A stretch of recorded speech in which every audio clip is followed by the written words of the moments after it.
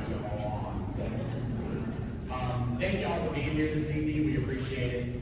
I'd like to take a moment just to welcome our city officials who are here this evening. When I call your name, if you just stand and wave, that'd be great. We have our mayor, Mike Mason.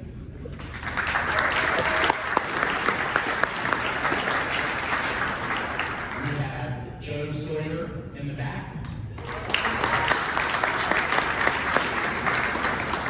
And to Joe's left, we have Bill Sod.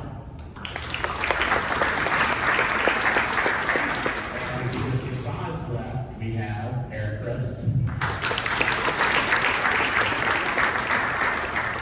And all the way back to the other side, we have Eric Bradley.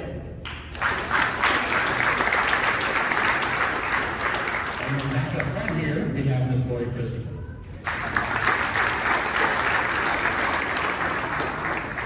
I didn't miss anybody. If I did, please let me know.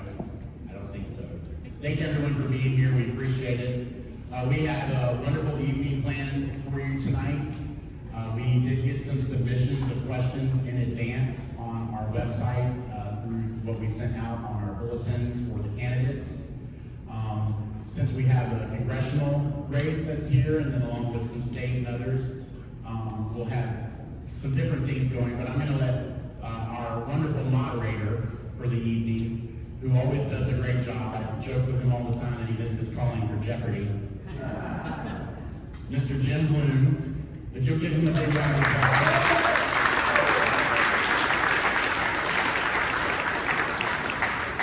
I'm going to take over from here, and he'll explain how things will work for y'all this evening. Thank you, Matt, for the game show host comparison. It's good to see everybody tonight. Thanks for coming out to the 2022 UPCCA Candidate Forum. Thanks for all coming. I really appreciate it. I think the community really appreciates seeing you guys out here. Thanks a lot. A couple of things to go over, some ground rules right off the bat. The questions that we have submitted tonight actually came from the public, from the citizens of our area. They're all in written format. If you want to ask a question tonight, go outside, grab one of the cards, fill it out, and submit it. They'll bring it up to me periodically throughout the evening. The way the UPCCA has done this for many, many years is that we don't quick take questions orally from the crowd. We all take them in writing, submit it, and they're brought up to me. As you might say, we're starting about 7:15, 7:20. We're going to go to around 8:30. There's a decent possibility that not every single question that got turned in is going to get answered. Sorry about that, it's a math problem. That's just simply not possible. Nobody wants to be here for all night. These folks got stuff to do. You guys have stuff to do, so we're not going to keep you here all night long. Again, these questions come from the public. They don't come from the UPCCA. They're not vetted. They're not edited. They're not critiqued. They come from you guys. And before we get started, let me kind of go over one thing real quick. Cell phones. I just turned mine off a few seconds ago. Please turn your cell phone silent or off or what have you. Okay, the ground rules for tonight. Each of the candidates will have a 1-minute opportunity to speak in an opening statement. When we get to questions, each of the candidates will pose a question to each candidate. They'll have 1 minute to answer, and the other candidate will also have 1 minute to be able to respond in time as well. At the end, we'll have a 2-minute closing, and I reserve the right to kind of adjust the time frames as we go. Sometimes it merits it, sometimes it doesn't. We're just going to have to play it by ear and see how that works out tonight. Okay, so let's go ahead and get started with opening statements. We will start here at the table closest to me, and that is Senator Sally Harrell and Austin McDonald. And in the opening statements, Senator Harrell will go first.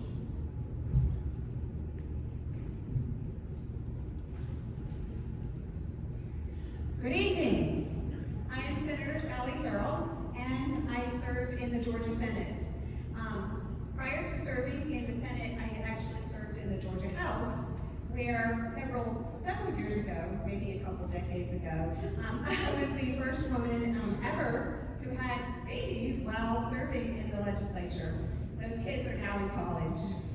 Due to redistricting and the cost of childcare, I took a 14-year break from politics before running for the Senate. I'm a graduate of Georgia State University, and I obtained my Master of Social Work from UGA. I've worked in mental health and as a nonprofit executive, advocating for policies for maternal and child health. While I'm not working, you'll find me at the rock climbing gym. And whenever we get the chance, my entire family hops in the car and we go find a place where we can go climbing together on real rock. Climbing keeps me strong, which is really important when you work in the political environment that we have these days. Thank you, and I look forward to answering your questions.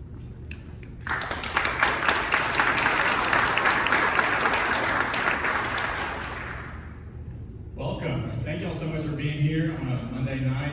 There's a lot of places you could be, but you're here with us to hear what we all have to say. So thank you so much for doing that and having us. My name is McDonald. I'm running for state senate. For the last 10 years, I've been a school teacher, taught in both public and private school. I currently contract teach. For contract teaching, I teach high school kids with disabilities about job readiness, financial literacy, social media etiquette, and self-advocacy. Basically, we were preparing them for life after high school into the workforce. Some of these students aren't necessarily going to go right into universities. Some of them will do apprenticeships and so forth. I live in Dunwoody, which is part of my District 40, with my wife, who is born and raised in the district. We have 3.5 children. We have one on the way. That's why we have a half. I don't know if we're done yet, but maybe. Thank you so much for having me tonight.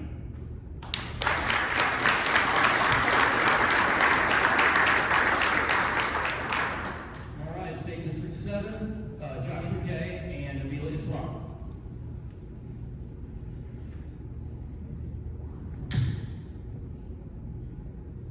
Thanks for having us tonight. I really appreciate you guys all coming out and being here for this. I'm Josh McKay. A couple important things about me.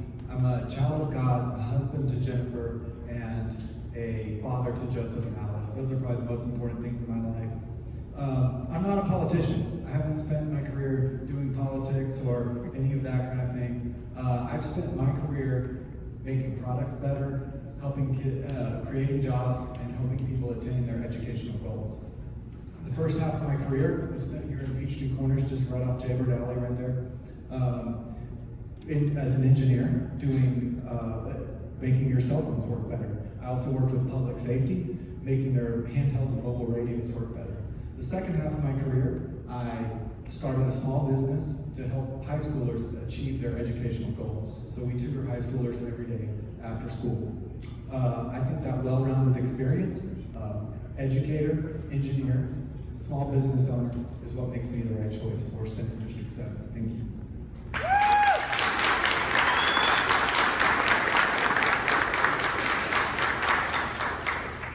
Hi everyone, my name is Nabilah, and I'm running to be the next state senator for District 7. It includes the great city of Peachtree Corners, Berkeley Lake, Norcross, Duluth, Swanee, and Lawrenceville. I'm the daughter of hardworking immigrants from Bangladesh. My parents came to this country seeking the American dream, and they picked Gwinnett County. My dad was a file clerk for 30 years at the IRS, and my mom worked low-wage job to low-wage job, including being an order puller at a warehouse. They made many sacrifices so that me and my brother could have a good education. I'm a product of our Gwinnett County Public Schools. I graduated from Central Gwinnett High School, and I'm the first person in my family to graduate from college. I'm running for office because I believe that representation matters and that our district needs to have reflective representation of our diversity and values. And that's why I'm going to fight for Medicaid expansion. I'm going to fight to protect women's reproductive rights, and I'm going to fight to fully fund our education system and make sure we protect our voting rights. Thank you so much.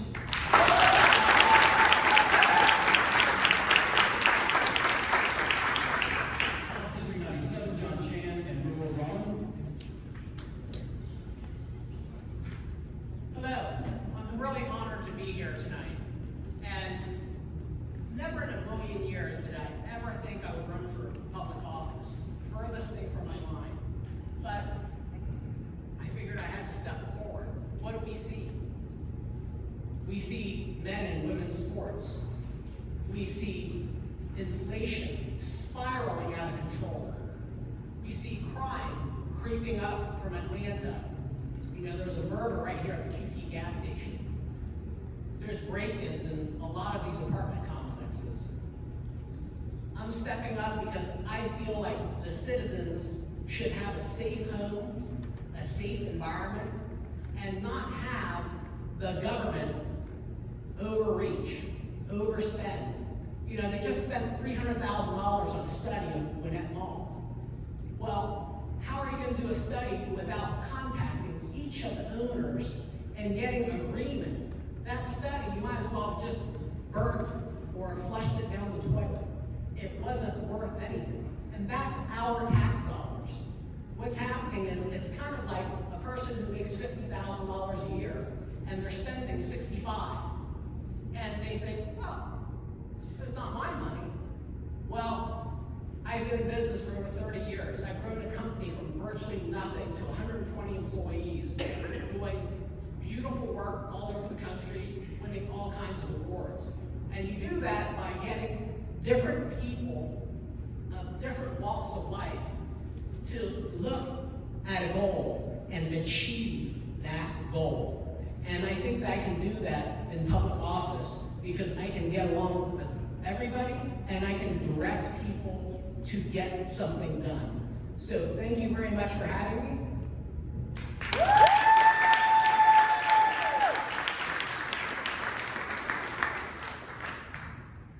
Hi, good evening everybody, and thank you so much for being here this evening. My name is Ruwa, Romman, and I'm a Democrat running for Georgia State House District 97. The district includes Berkeley Lake, Duluth, Norcross, and the great city of Peachtree Corners. I'm running to put public service back into politics. And for those I've had the chance to talk to, I have been doing this work for more than 10 years. Not just political work, but work for our communities to increase their civic engagement and make sure their voices are heard. Professionally, I work for a professional management services company where I help my clients increase efficiency and reduce costs. I love this district.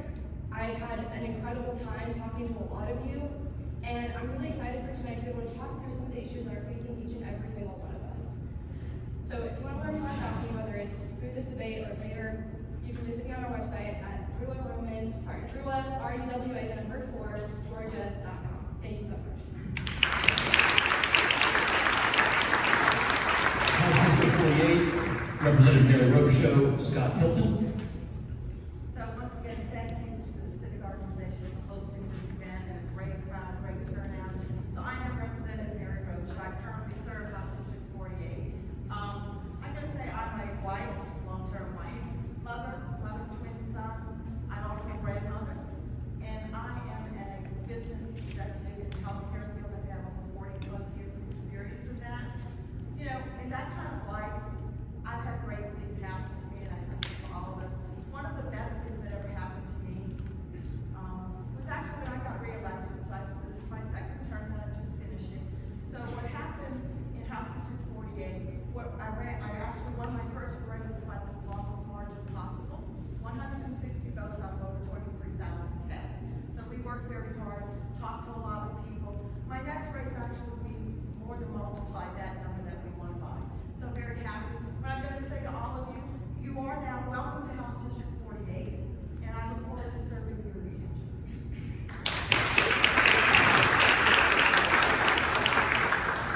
Good evening.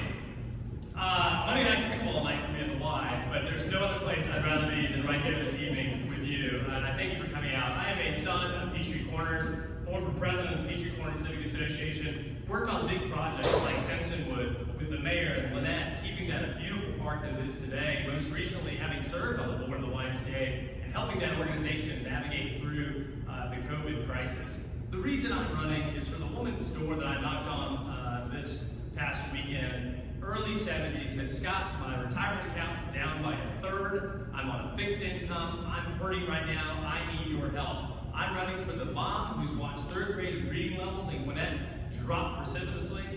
I'm running for you, the citizen who in Peachtree Corners has begun to see an uptick in crime, the economy, public safety, education. I'm here to stand up for you, and really the only candidate in this race with the experience and the background to go down and get things done for you at the Capitol. As I knock on folks' doors, they believe Georgia is on the right direction. They tell me, Scott, don't California my Georgia. Let's keep going. Let's keep growing as a state.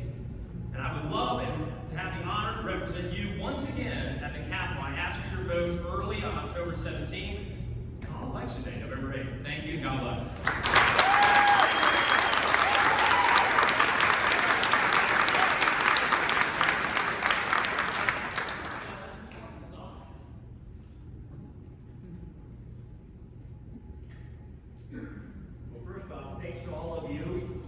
coming to hear from all of us. My name is Mark Gonsalves. I'm a husband. I'm a dad, and I've had my fair share of success in business. Growing businesses, building businesses, turning around companies, creating a lot of jobs in that process. I never have aspired to be a politician, but I have a burning desire, a true burning desire, to be your representative, to be your servant in Washington, D.C., just like our founding fathers intended.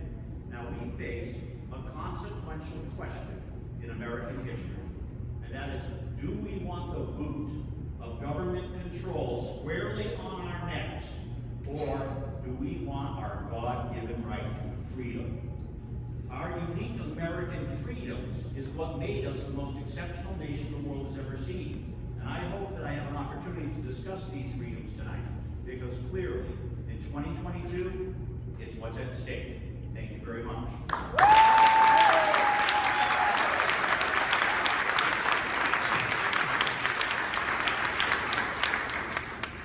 Okay, thank you very much.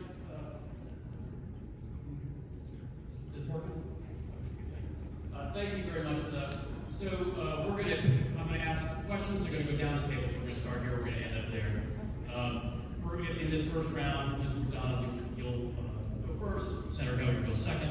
Next time we go around, Senator, you'll go first. Mr. McDonald will second. I'm gonna screw this up. I do it every year. It happens all the time. So when I do, just politely remind me that yes, sir. Generally, the time you heard. Yeah, I was just about to get. I was just about to get to that. So we would ask you to abide as best you can by the 1 minute time. If Matt starts freaking out over there, you'll know that you have gone over that time. So kind of keep an eye on that. Yeah, hey, Matt, that's a good idea. Could you maybe move a little bit more towards the center so they can see you? They're just not going to be able to see you and talk to the crowd at the same time.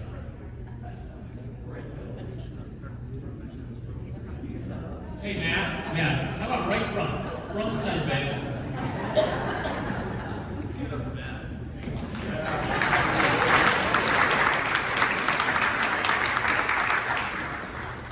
That is ideal. Fantastic. All right, great. All right, so this first question, we'll start with Mr. McDonald. And this question will be the same for everybody on the line. What in your background makes you well equipped for the job you seek? So one of the things I didn't tell you about in my introduction, but I grew up in South Georgia. And at the Capitol, a lot of representatives all over the Capitol are from rural Georgia. The last 10 years I've been in Metro Atlanta. I think it's very important that I can bring that South Georgia, that rural Georgia understanding, but the needs of Metro Atlanta to the Capitol and get things done. It's also, in fact, I was in the public school and private school. I have a good understanding of what our education needs. And as kids that are going to be in the public school, as a wife, and we live in the district, I just feel like we are stakeholders. It matters. It matters that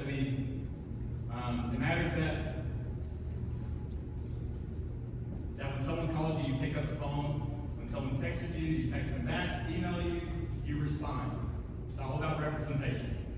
Thank you.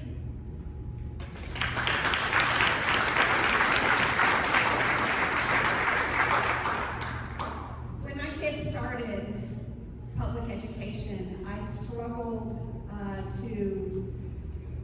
with the schools and had to try a variety of different ways to educate my children. I had one child with a learning issue. And so that meant sometimes homeschooling, sometimes using virtual education. I tried all kinds of different things. And so it was really education that motivated me to run for office, in making sure that our education system is adaptable to the needs of every child. Now, my education in social work also prepared me to really be an advocate for the people. And that is ultimately what we are at the Georgia Capitol, is we use the legislative process, and you have to learn how to use the legislative process, but you use that to help the people. And my social work education taught me how to do that.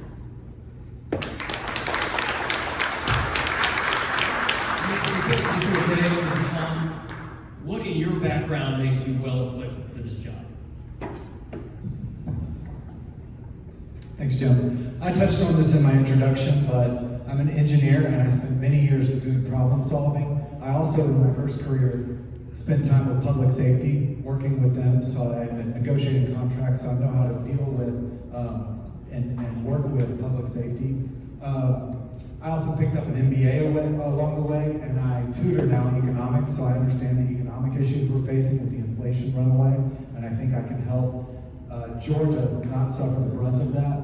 But mostly, like Sally said, education. I'm in there with the students every day, seeing the gap widening between the top students and the bottom students, and I want to close that gap high. Unlike California that decided they were going to limit the top students, we're going to bring up the bottom students here in Georgia. Thanks.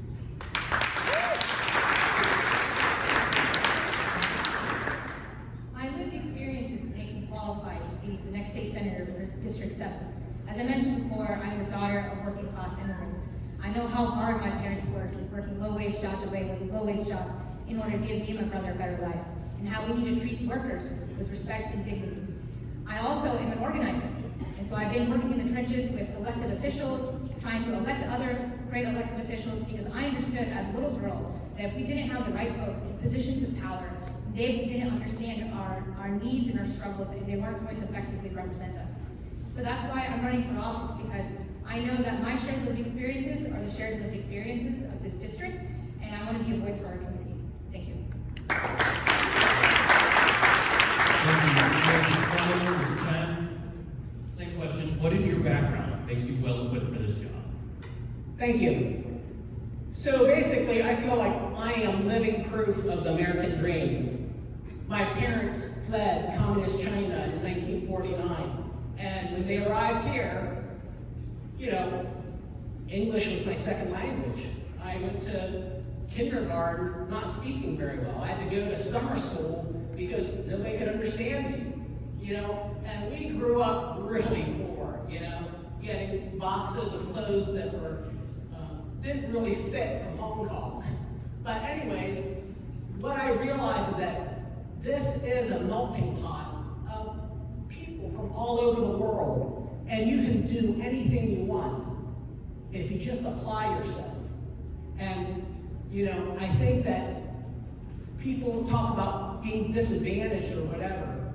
There is no one more disadvantaged than me. But today, like I said, my brother and I have grown a company from virtually nothing to 120 employees, and we've done fantastic jobs all over the country and even all over the world. So I feel like I'm uniquely qualified. Thank you.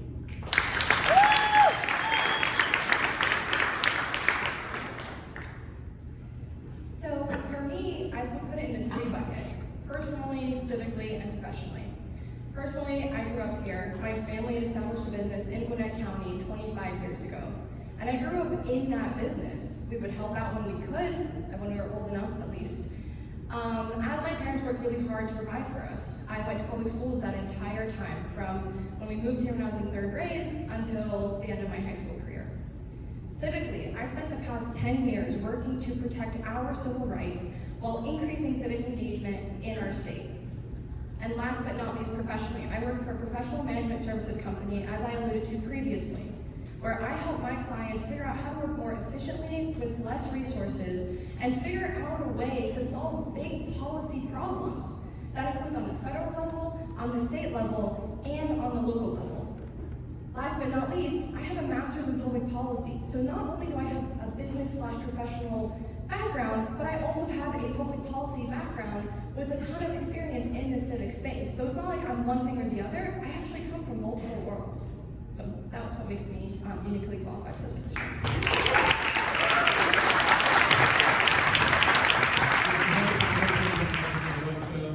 Same question.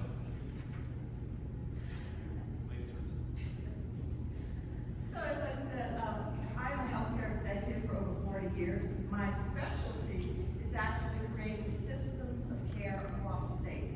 I've done it in 6 states and 2 territories across the United States in cardiovascular disease. What that allowed me to do was get people to talk to each other, to come up with solutions. And these were people that I got: doctors, nurses, insurance companies, get in a room together, always with the patient as the center of focus. When I decided to run for office in 2018, my focus then became that the constituent is the center of my focus. I believe that when we talk to each other, when we listen to each other, when we have what I call these adult conversations, we can come to a solution, and it can be a win-win. One group doesn't have to lose for the other side to win. We all want a lot of the same things. How we get there might be slightly different, but we can work together. That's why I'm qualified, because I've done it for 40 plus years, and now I've done it for 4 years successfully.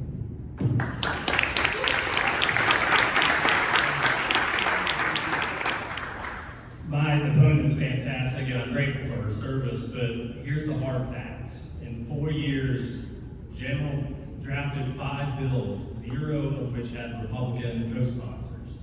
0 passed. So for 4 years, 0 bills have passed. It's a lot of talk, but here's what I've done. I've put action into place. I've worked across the aisle. My very first bill down there in the House, I walked across the aisle, found a Democrat, said, "What great idea do you have?" He gave it to me, we did it, we got it passed. It's real results and a willingness to engage with other people. Where's Adam Shapiro and I, he's in the room. We couldn't be more completely opposite. I love getting together because I always learn, but it's not just talk. You've got to turn talk into results. I'm about results and getting results for you, standing up for you and your family. Thank you.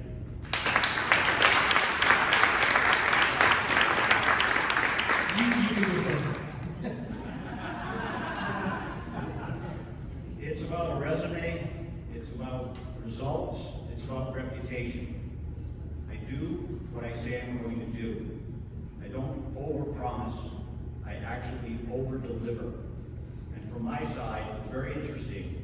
In Congress, I got a text, probably 3-4 months ago now, very innocuous. It said, "Mark, we need more accountants in Congress." Well, my degree is in accounting, that's why they sent me that particular text. So I did the homework, right? The first thing I see is an article from the Hill, 2018, headline, "We need more accountants in Congress." The reason being, of course, back then we were 22 trillion in debt, now we're 31 trillion in debt. So the article was making a point. No balanced budgets, no budgets that are approved, the unlimited spending, accountants would be a much better litmus test for our financing, right? Here's the thing, out of 535 members of Congress at that time in 2018, there were only 11 accountants. So my aspiration, to be number 12.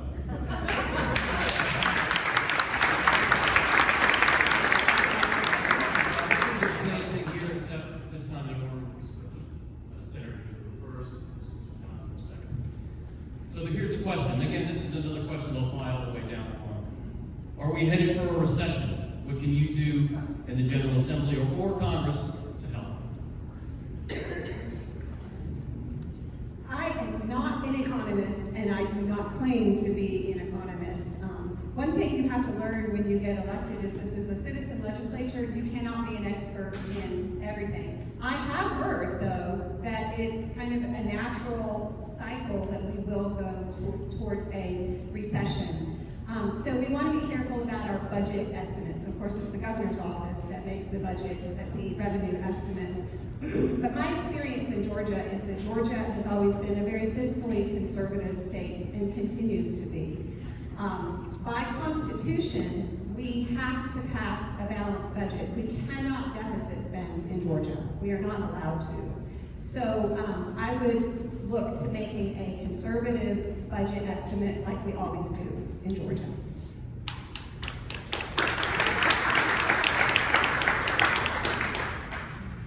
Well, the answer is yes. Anyone can look at your portfolio or your retirement accounts and see what's happening. People on fixed incomes are struggling. People who are school teachers are struggling. There's been so much money dumped into our country. People who are making enough, that it's being outpaced. That's very simple. You don't need to be a rocket science or a finance expert to see that. One thing we can do, we can continue to suspend the gas tax. I think we can look at giving some surplus back to the people who paid their taxes. I want to see some of that money going towards education gaps. At the end of the day, we have to balance our budget. Thank you.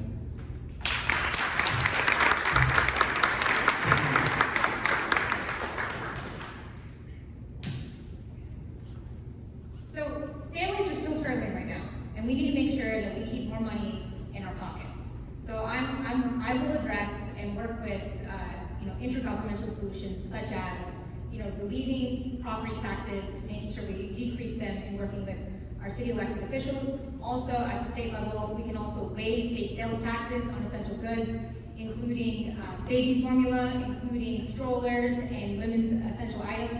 So these are some of the types of things that we can do at the state legislature to help bring relief to working families. Thank you.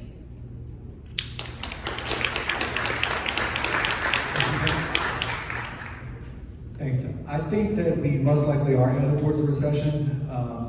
I think the things that we can do in Georgia, the recession caused mostly by irresponsible spending in Washington. But I think there are things that we can do in Georgia to make sure Georgia families don't bear the brunt of that coming economic storm. And those are what some of my colleagues have already mentioned. Keep the taxes low. We lowered taxes in Georgia slightly last session. I would like to do that again next year. We have a surplus and we're provided a tax rebate last year. We have a surplus again. Let's do another tax rebate. Let's get that money, that hard-earned money that you guys paid in taxes, back into your hands. I believe you guys know better how to spend your own money than the government does.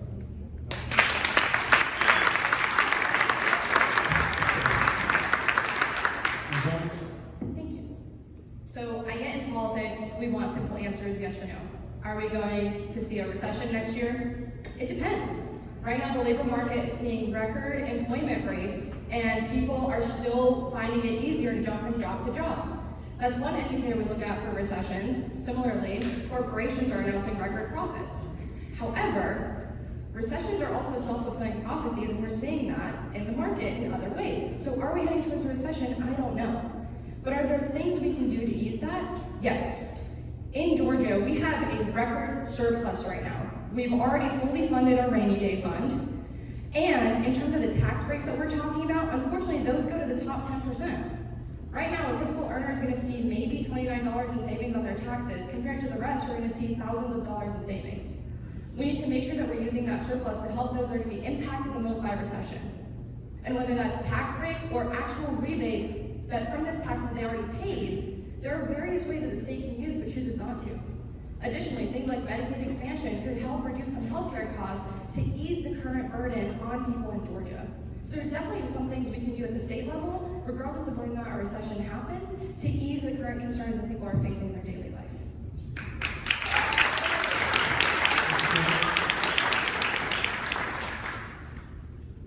Yeah, my honest opinion is we are driving off the cliff right now. We are definitely headed for a recession, but things can be done about it. You can always do something about it. And here in Georgia, I think one of the big things that we have to do is stop irresponsible spending. And as they said, we do. We have a great surplus. Let's use that surplus for our citizens to do better. You know, giving somebody, say, $25 back doesn't really do anything. But if we put in programs, if we fund our police so that there's safety, we have safe neighborhoods, we have people feeling safe when they go out. We have community programs where youngsters can go and, do sports or learn trades or do whatever. That's money well spent. That's money really well spent, rather than having idle youngsters going out and causing mayhem. There's all kinds of mayhem going on. It's like, if you go out here by Sprouts, you can see the tire marks where people are just doing donuts like crazy. Sorry about the food.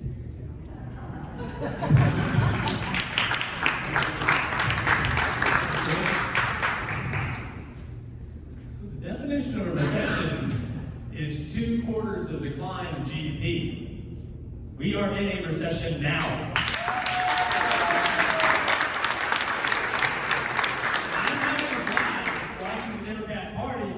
Reframe the definition. Well, it's really, I even saw a news article today, this one was great. Why a recession is good for you. It's wild. It's wild. And don't take my word for it. Don't take economists' word for it. Talk to people. Real wages are down. Savings are down. The Fed is intentionally raising rates to drive us into a recession because of trillions of dollars of thoughtless spending from Washington, D.C. We are in a recession, we are heading further into recession. And which party are you going to trust at the Georgia State Capitol over $6 billion of excess in our rainy day fund? Which party do you trust to get that money back into your pocket so that you can fight back against inflation and against a recession? Thank you.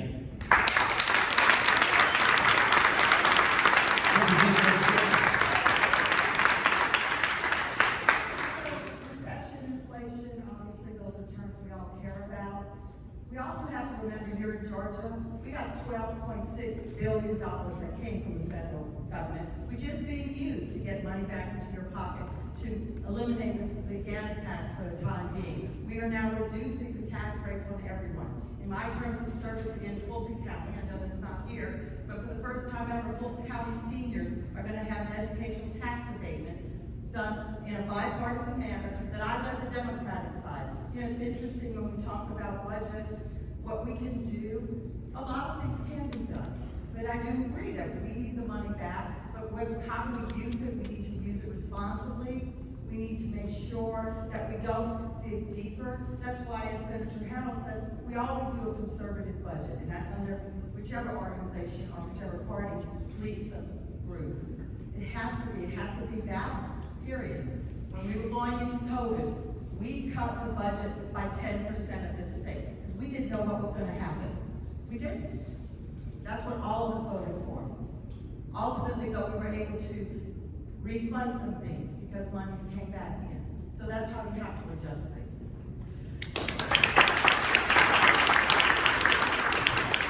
So now you get to hear from the accountant.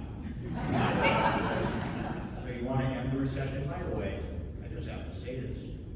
Our opposition, if they don't like something, they simply change the definition of the word, but it doesn't make the problem go away. And why would we think that the party who created the problem are capable of solving the problem? You know, tax.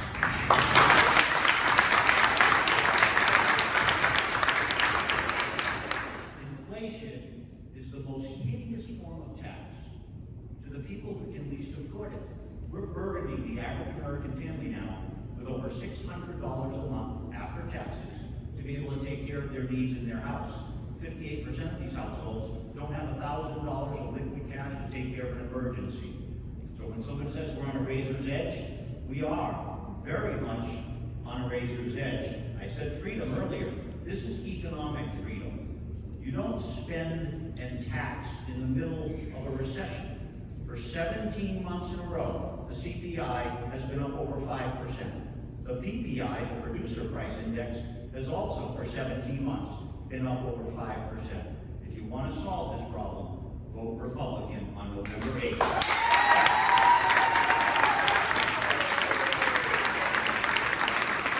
Thank you for this next kind of question. We're actually going to change the direction of the flow. We're not always going that way. We're going to come back that way. If it was your draft, a snake draft, right? Fantasy football, snake draft. We're doing a snake draft. Sir, you'll be up next. This question is for you. You please outline your views on the conflict in Ukraine. What should the U.S. be doing about it? Yes, sir. Okay. And then I'll change the question after this. I can turn it around. So first of all, I think everyone here would agree that we're concerned about the Ukrainian citizens, right? We all believe in the humanitarian effort to help those that want to leave their country. This is an incredibly volatile situation that we have in the Eastern European theater. We've got a person in Putin who has the largest nuclear arsenal in the world. We have a leader in our White House who's not capable of being tough on the geopolitical stage. It emboldened him to do what he did. I have to tell you, I'm not in Congress, so I don't take this answer very flippantly at all. In Congress, I would have access to the intelligence, right? That I don't have today.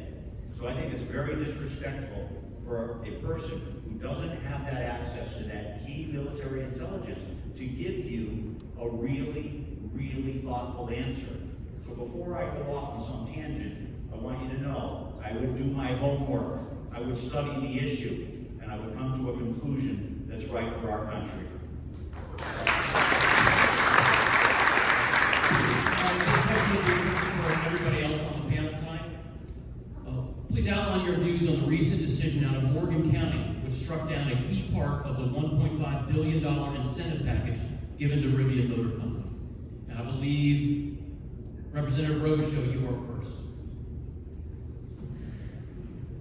So, in my term, I believe in local control. Again, that is Morgan County. It's their right to choose what they want to come into their community. Would I have voted that way if I lived there? Probably not. But it is local control. In my legislative record, I do believe that a lot of things need to be left to your mayors, your city council members. It's not the state, no offense, it's not the federal government either to make those kinds of decisions, because you voted also for your mayor, for your city council members, and wherever possible, they are the ones needing to make that. I think it's I would prefer that they would allow that in. I think it's gonna be a great economic boom for the state, but again, it's local control. It's their county. It's what do they want to happen in their county. Mr. Hilton. Yeah, aren't we even blessed as a state that we're having these debates right now? You know which states are not worrying about, gosh, this company has just come in with thousands of jobs and millions of dollars. Illinois, California, New York. I've had a friend in Illinois who is just jealous of what we have going on here in Georgia. Thanks to Governor Kemp's leadership, thanks to conservative leadership, we reopened at the right time, and now we're reaping the rewards of that, and companies and people are flocking to our state. And gosh, aren't we blessed to have a problem that a billion-dollar car manufacturer is having a debate with their citizens? One of the guys that made that deal happen with economic development, he actually lives here in Peachtree Corners. I spoke with him on Friday. That deal probably will get appealed to a higher court. We'll see what happens. Like my opponent, I believe local control is important. But I just want to highlight, man, as a state, aren't we blessed thanks to good fiscal conservative leadership? There are a lot of states who are envy of us right now. And under conservative leadership, we will continue to have major economic wins in this state if we vote Republican on November 8th. Thank you.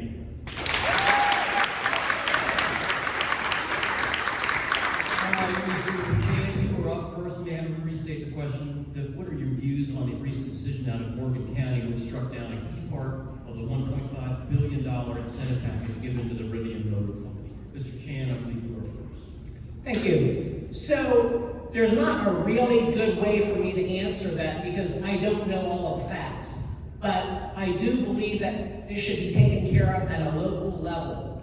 And when things get struck down like that, a lot of times it's not struck down for good. There's negotiations going on.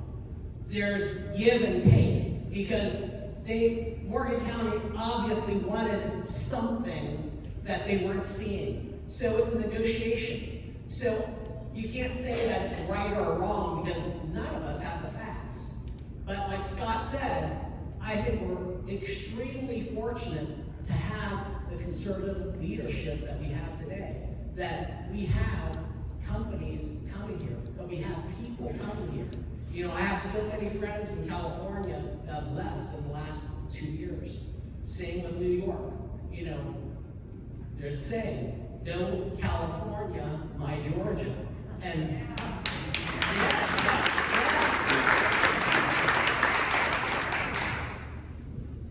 Ms. Romman. Thank you. So the reason I mentioned that economics are more complicated than yes or no questions is exactly because of conversations like this. We do have incredible investment in places like Georgia, while normal, average, everyday people are struggling. Those are not contradictory statements. The world is complicated around us. And on this issue in particular, I am a little bit surprised because here in Gwinnett County, when we asked for local control, our control was completely superseded. And our maps were completely thrown out and completely changed, and that's why none of us know where to sit. So, no one is denying that people are struggling, but I hear things like this, and I'm like, I don't live in California, I don't live in New York, I don't live in Illinois, I know about the issues facing us here, and that is just not the same comparison. You're blatantly trying to compare apples to motorcycles. It's not the same thing. We don't have the same number of people. We don't have the same tax structure. We don't have the same state structure. There's just a lot of differences. You can't keep making these comparisons that sound good on paper, but aren't realistic for us. So yes, I think there should be local control because they're the ones that are going to deal with the pollution and the impact of that project. And that's, my view on that.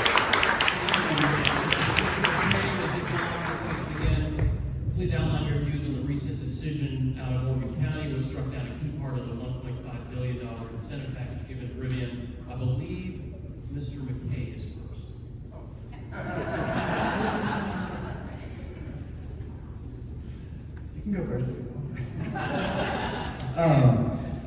Yeah, like most of the colleagues ahead of me, I believe in local control, and I would, support the local citizens, the local county, local cities making these kind of decisions. Specifically, Morgan County is not my county, so I don't know that deal. But if something similar were to happen with that, yes, I mean for local control, I would. In general, though, yeah, I would be support those kind of things. So, Mrs. Long. So I believe in local control, and I believe that we should also have local buy-in. And, Brian Kemp always likes to talk about how we're the #1 place to do business. But we also, 99% of Georgia businesses are small businesses. Where are these subsidies when it comes to helping small businesses? I believe what we should be doing now is lessening the burden for our small businesses by expanding Medicaid so they can take healthcare off their books, by expanding our workforce development, by making technical college free again. And I believe that we also need to centralize our workers and make sure that they are also being taken care of, that they're making the wages that they need to make in order to survive and thrive. Thank you. Mr. McDonald, Senator Harrell, same question. Mr. McDonald is first. Well, I would say I'm very proud that Georgia's the #1 state to do business in. I think you have to have that to be able to afford those shiny new things that we all want, those things that touch our heart to help people in need. There's got to be a way to afford that, and being the #1 place to do business is the way we do that. As far as the local issue not in District 40, that's not one of the top issues that, as I'm going around talking to neighbors, they're concerned about. They're concerned about groceries. They're concerned about public safety. They're concerned about the economy. So that's it.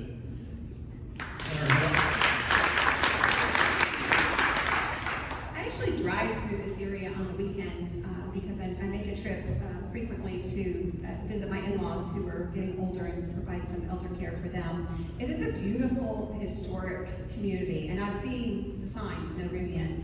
And so I took some time to look at the map and the plot of land where this is to be built, and it's very close to this community, and I can see why they're concerned. My concern is that these negotiations for these tax incentives are usually done completely behind closed doors with no transparency. And so, and I agree with my colleagues that we need community buy-in. There is a home for Rivian in Georgia. There is some community who wants that economic stimulus. So if we look for more buy-in as we make these decisions and have these discussions about these incentives, then we won't have this conflict down the road.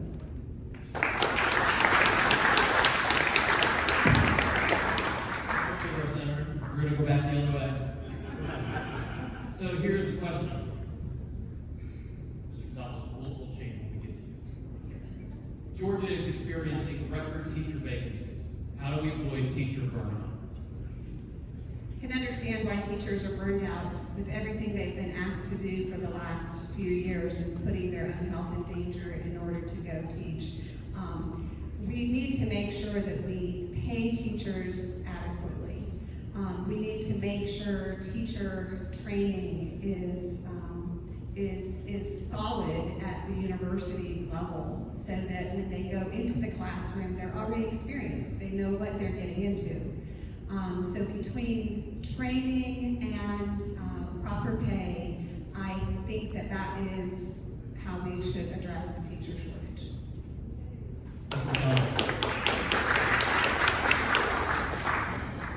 How long do we have? 1 minute. I am a burnout teacher. That is 2 years ago I left teaching because between the pay and the responsibility, I couldn't do it anymore and be there and be present for my family. I don't think pay is the starting. I think pay is a good place to start, but I think we have to do more to make sure the funding is going into the classrooms to support the teachers and teachers and kids in partnership with the parents. We've got massive discipline problems within the schools right now. We've got to do something about that. Thank you. Mrs. Long.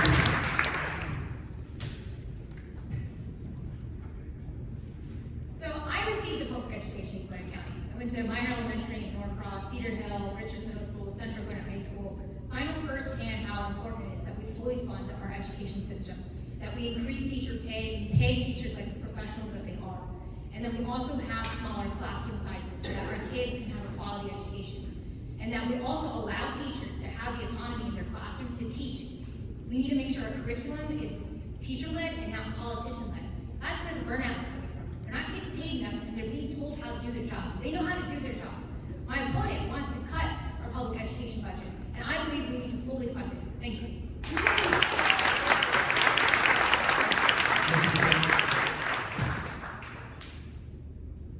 Thank you. Definitely teacher pay. We raised it last year. We need to do it again. I think there's a plan in the works to do it again. Get the classroom sizes down. If you look at spending on education over the last 20 or so years has gone through the roof. But the spending, the amount of that that's going into the classroom has not gone up much at all. So we need to make sure that the money that is spent on education is spent in the classroom, and then we need to fully fund education, pay the teachers more, get the class sizes down, and then I want to give parents more options on where to send their children.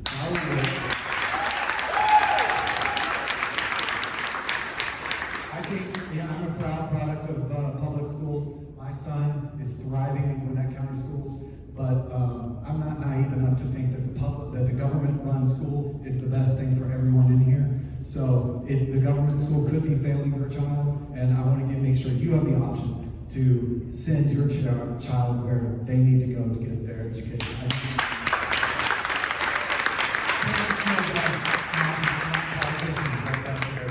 you. Ms. Romman, you are first. So as I mentioned, I went to public school throughout my education up until college, and my teachers made me who I am. And the big elephant in the room that I haven't heard anybody talk about is lack of teacher respect.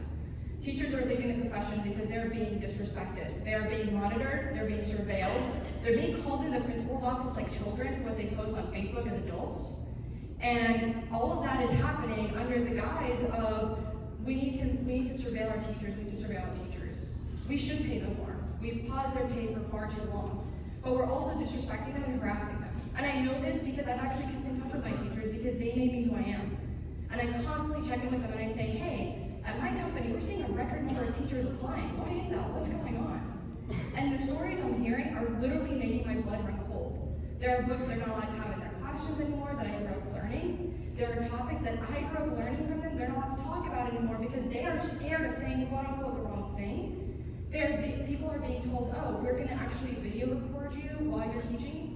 I don't know why anyone would want to stay in that profession. So we need to pay them more, support them more, and respect them more.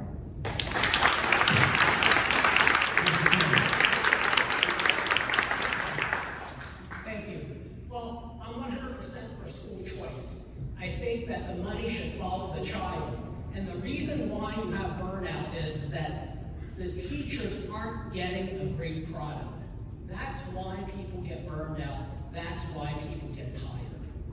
You want to give somebody energy, you give them a goal and let them achieve it.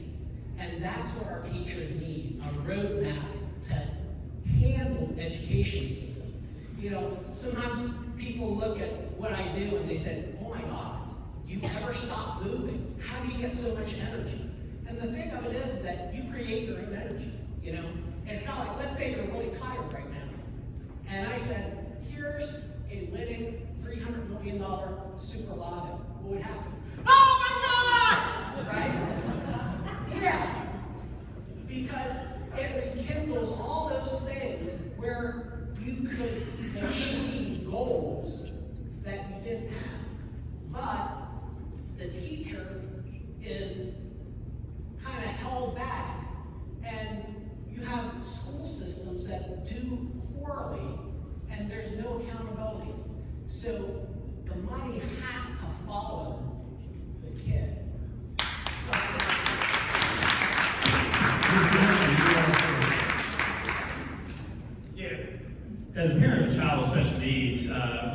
firsthand the amount of bureaucracy and paperwork that teachers have to deal with on a day-in-day-out basis. We have got to eliminate that and let teachers get back to what they do best, which is teaching. But we offload so much on them that really ought to be the responsibility of the family unit. And the family unit's been under attack for so many years. And men need to step up, women need to step up. We need to raise, because we're sending a lot of these kids off to schools and have teachers be parents. And teachers do not need to be parents. That needs to be done at the home. But under conservative leadership, under Kim's leadership, teacher pay has gone up by $5,000. What I would do specifically from a policy perspective, to fully vest in your pension as a young teacher, you have to have 10 years to fully vest. Some young kid getting into a new profession, they're going to have 4 or 5 jobs after 10 years. You know, that's not often the carrot they need. We need to offer good, solid carrots to get younger teachers into this workforce. They do so much. We need to get off their plate, the testing and the paperwork and allow them to teach. And like all of these candidates up here, it's your tax dollars. You want to be allowed, it's not this one-size-fits-all model that works. Everyone ought to have a choice in their child's education. Thank you.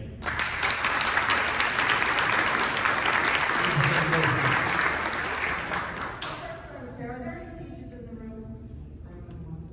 So first, I think we should all say thank you.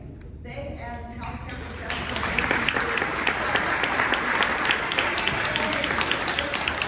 and no one was prepared for it.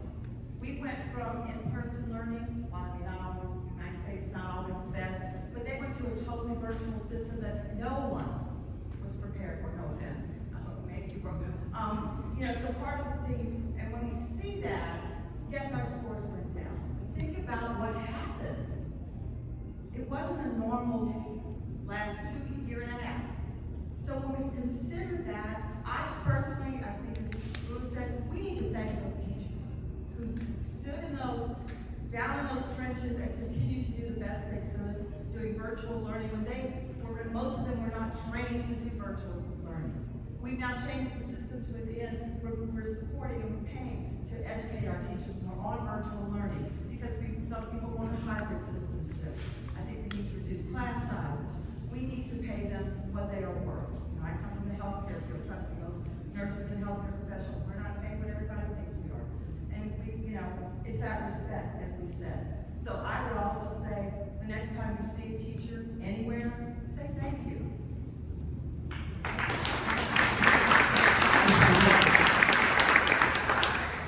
What are your views on immigration, specifically whether there should be a pathway to citizenship? Immigration is a very hot topic in our country.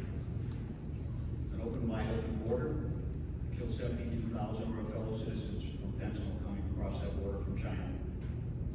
We have 2 million plus illegal immigrants here now in the last year alone. I believe that every sovereign nation has the right, I would argue it's a responsibility to its citizenry to secure their borders and be able to enforce their immigration laws.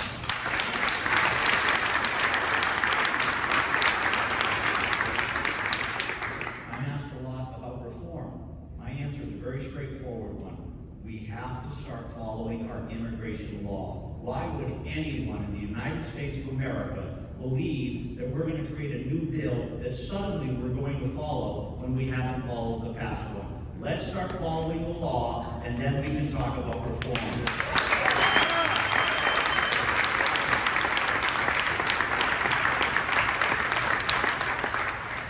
All right, guys, so it's 8:17. Each round of questions takes roughly 10 to 11 minutes. Each of the candidates has been given 2 minutes to start closing. We want to finish by 8:30. So, as I mentioned early on, there is no limit to the number of questions that these folks could be asked, and all of these do a great job of answering. But we would be here until City Council night, about 1:30 in the morning. Is that right? Yeah. So, rather than go through another round of questions, if you guys have specific topics, they're going to stick around. Grab them, talk to them. They're happy to do so. That's why they're here. But for now, we're going to ask the candidates to give a 2-minute closing. We are going to start down the end. Sir, please.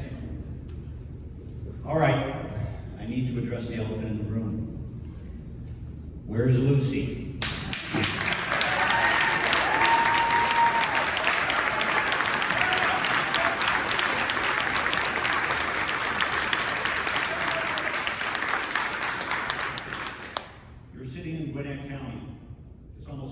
37% of the 7th Congressional District. She's never represented a single soul that's in Gwinnett County. I watched the debate in regard to their Democrat primary. Carolyn Bordeaux, who I have a lot of empathy for, she made it very clear. What was she doing coming over when she left her responsibility from the 6th district to run in the 7th district? She doesn't live anywhere near this district. And then, of course, Donna McLeod echoed the same points. So she's an opportunist. She believes that you're dumb. She believes that you'll just vote for her because she has a smile and she's been in Congress for 2 terms. I say that's not going to be the case. She's a rubber stamp for this administration. She's a rubber stamp for Nancy Pelosi. She votes 100% of the time virtually with AOC and the squad. It's why we are where we are. It's time for change. My name is Mark Gonsalves. I hope I earn your vote on November 8th. It's time to fire Lucy and hire Mark.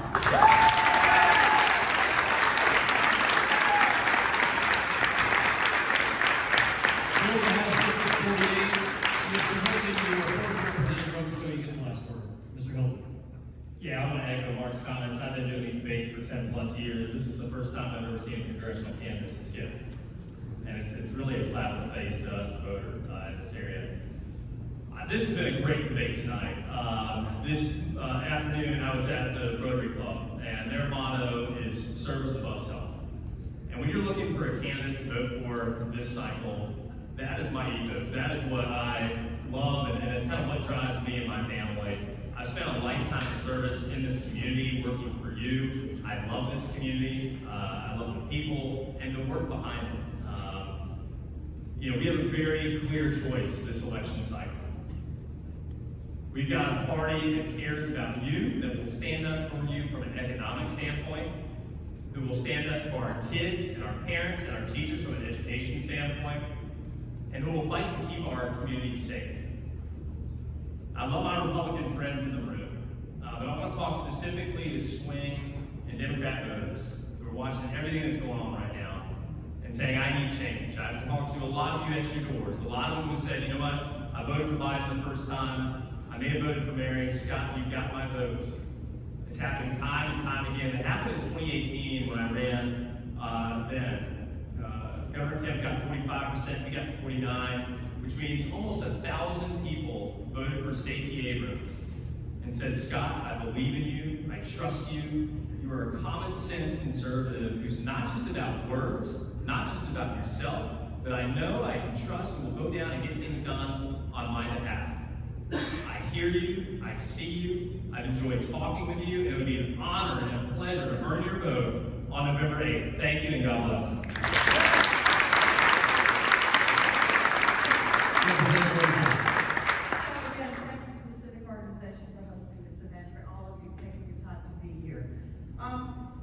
In my 4 years, what's interesting is Scott made mention of how the legislation works. So as he said, he went, saw a Democrat, said, you've got some good ideas. He was willing to take those because he's in the majority, and those ideas got put into his bills. That's happened to me 6 times, because unfortunately, the Democrats are in the minority. 5 of those bills are healthcare related, which is my background. One of the bills that I worked with, 4 of the bills were healthcare. One had to do with safe gun ownership, that Georgia was the last state that if you were so mentally ill and adjudicated to be put into a mental institution, federal law says you cannot own a gun for 5 years. It's federal law. Georgia was the last state that after that 5 years, your name automatically came off. You could still be in the mental institution. It didn't matter. We've changed that. Now you have the right to go before a judge and prove that you are no longer a danger to yourself or to others.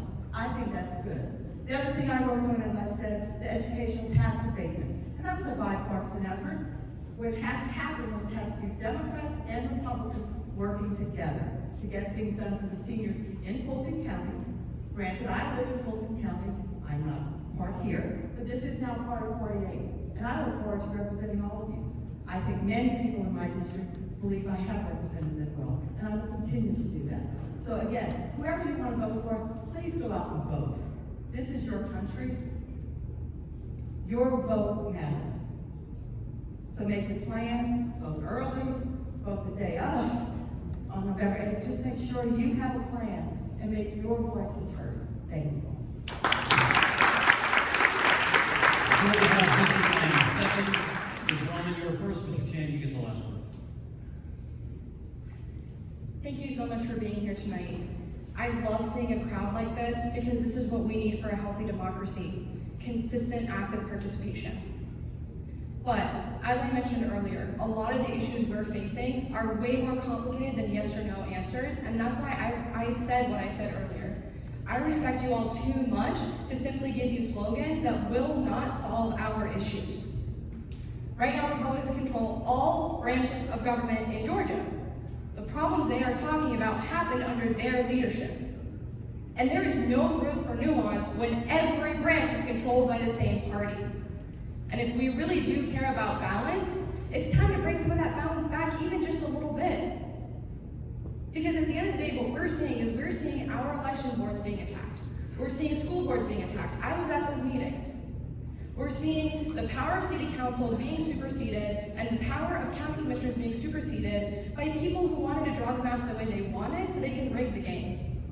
I personally believe in you all picking who represents you, not the other way around. And that's why I'm running. I don't pretend that I have all the answers, but what I do have is an ability to discern expertise and sort through the noise and figure out who is the best person to talk to and who is the best person to listen to across multiple political spectrums, by the way. I didn't grow up in a, blue district. I actually grew up in Forsyth County. That's where I went to school. I know how to talk to people different than me. I am committed to putting public service back into politics, and I hope that you will vote for me on November 8th, preferably earlier so I can help you if you run into any issues. We have voting resources on my website. You can get my number. I've got cards in the back, but please make a plan to vote. Thank you so much for being here, and I look forward to speaking with you later tonight. Mr. Chan. Thanks. So, again, I'm not a politician, but I'm a business owner. I've been able to grow a business from nothing to 120 employees.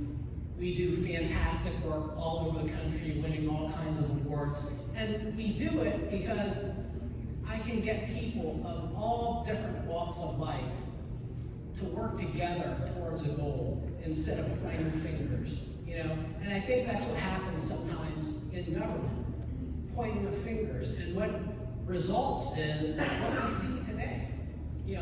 The crime rate here is spiraling up and up and up, right? I think that the citizens here need and deserve to have safety and security, safety of their property, and feel comfortable that they're not going to have some kind of crime happen to them. And number two, I think that we need to handle the whole inflation issue.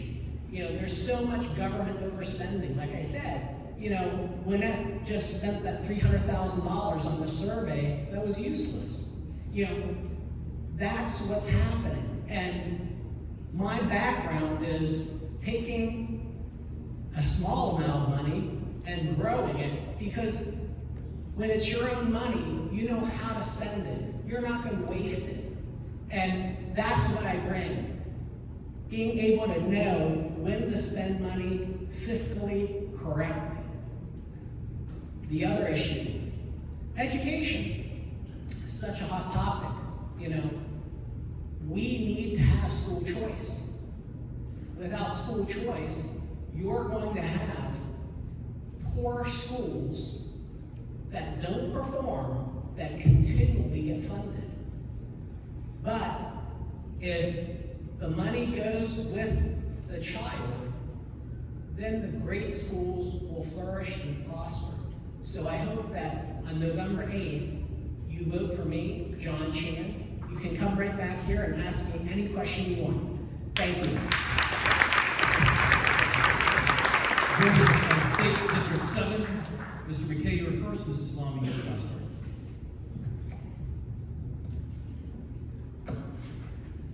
Thank you all for being here tonight. My opponent is on the far left fringe of the political spectrum. And so she is trying to paint me on the opposite end. She's purposefully mislabeled me in her social media account. She's called me an Islamophobe, an anti-woman zealot, and a far-right MAGA extremist. But listen to the labels I call myself: husband, father, engineer, educator, small business owner, and common sense conservative. The choice is clear for who you want to represent you in the state senate for District 7. It's the person who's going to give you the seat at the table and get stuff done with the other senators. And Ruwa's point too, the state is run by Republicans, but I think Georgia's a great state, and Gwinnett in particular is a great place to live, work, and play. And so we're number one for business 9 years in a row. We provide great jobs in Georgia, and that's evidenced by people moving here from all over the country. So if you moved here from Chicago because you got a better job, if you moved here from New York to escape those high taxes, or if you moved here from California because of the crime and the homelessness, then vote for the guy that's going to keep the economy humming, keep your taxes low, and keep your community safe. Thank you.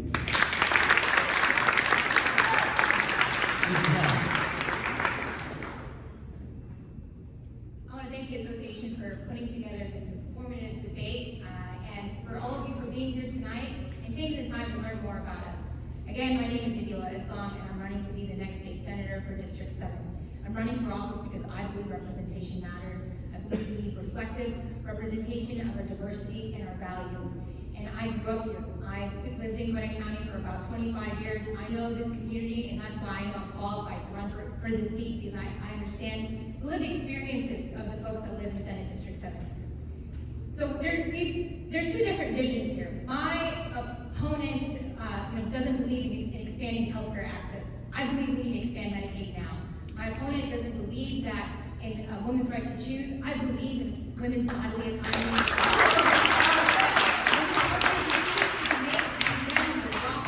My opponent wants to cut our public education budget, and I believe that we need to fully fund it. We need to make sure we have the resources to actually pay our teachers, that we have smaller classrooms, that our curriculum is complete and is teacher-led, not politician-led. My opponent wants to take away our voting rights, and I want to expand access to the ballot.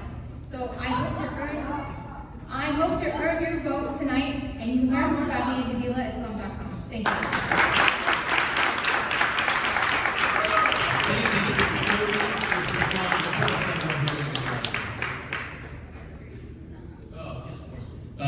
Mr. McDonald, your first senator, you can question.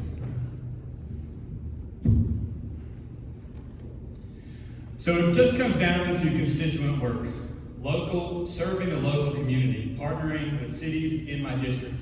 I hope to represent Dunwoody, Peachtree Corners, Chamblee, Brookhaven, and Dorville, which is north of DeKalb and West Gwinnett. As I've been out in the community, knocking on doors, I'm talking to neighbors, people are struggling out there. And I want to get my hands dirty, and I want to help. I want to get in there, I want to respond to my constituents, I want to help them if I can, and I want to serve you. It really matters to me that we have good representation in District 40, because a short little story, I left teaching virtually and was community coaching, and there was a student that I was coaching in DeKalb County at Dunwoody High School, and as the cross-country team, season started up, DeKalb County schools would not open. And the students were not allowed to participate with other schools in the state. And there was no one fighting for our kids in the north part of DeKalb. We need representation. We need someone that's going to fight for our constituents. Thank you.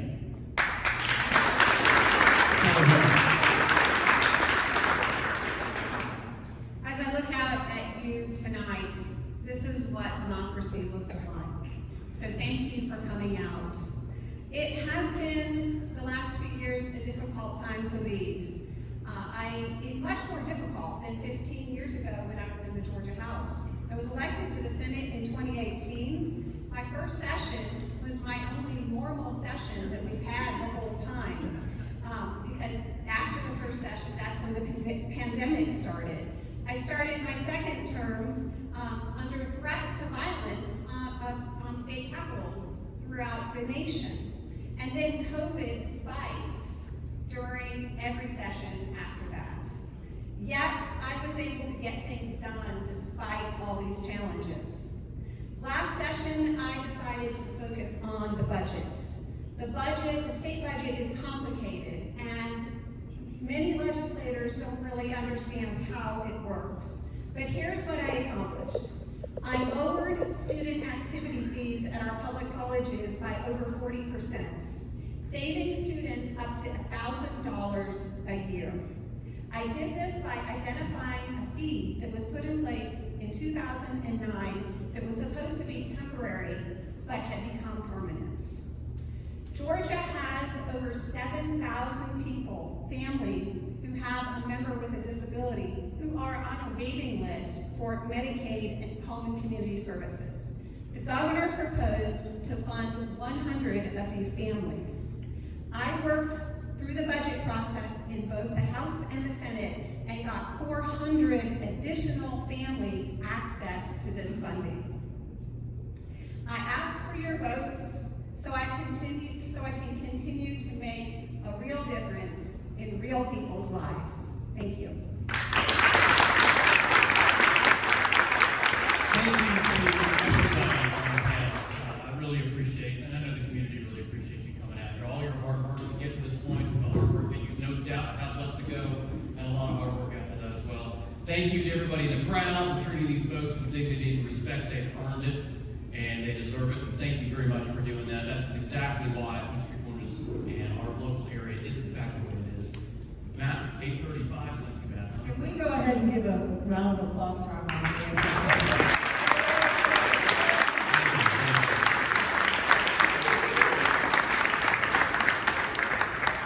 Took the words out of my mouth. I was going to say, let's make sure we tell Jen, thank you so much. We always appreciate everything you do for us, and we miss him on our organization. So thank y'all for being here. I also want to say, if you have any questions about anything regarding voting, I want to thank the League of Women Voters who are here this evening. They volunteered their time to come here.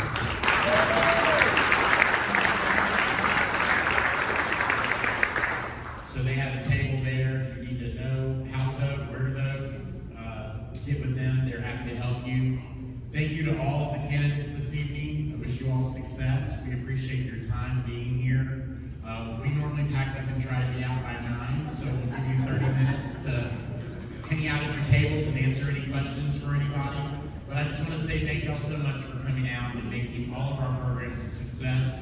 And this is what we try to do for our community, is to bring you directly in contact with your, not only for the politicians to be here for their constituents, but so they're here for you so you can speak directly to them. So thank you all so much, and I hope you have a safe evening.